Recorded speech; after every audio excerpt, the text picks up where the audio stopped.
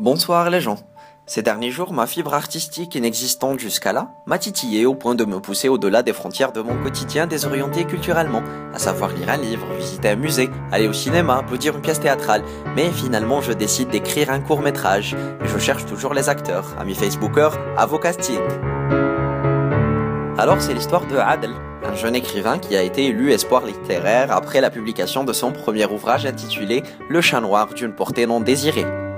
Adel n'avait pas une enfance dite normale, quand sur les bancs de l'école, ses excellents résultats et ses réflexions pertinentes lui coûtèrent un rejet de ses camarades plus que l'honneur de cette distinction.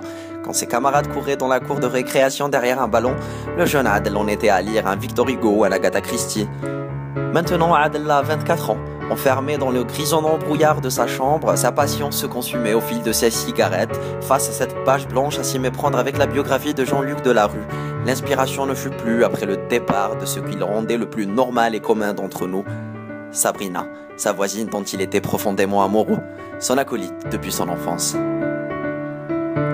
Sabrina est une jeune étudiante de l'école des beaux-arts, passionnée de peinture, musique et cinéma. Ils arpentèrent ensemble les couloirs déserts tel Alger un vendredi des musées connus de la capitale.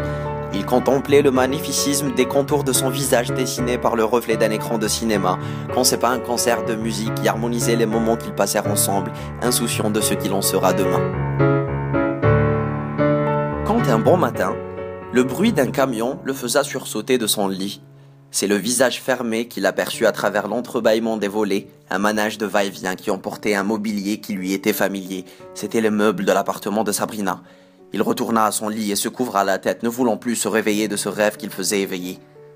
Des années passèrent, un mariage, de beaux enfants, une fierté poignardée en plein cœur. Il vécut dans l'ombre de ce qu'aurait pu être sa vie si tout cela s'est passé autrement.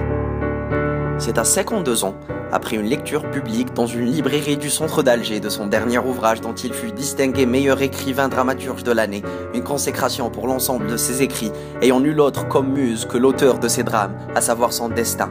Ce jour-là, dans la salle, les quelques traits qui marquaient le temps écoulé ne changeaient rien à sa beauté.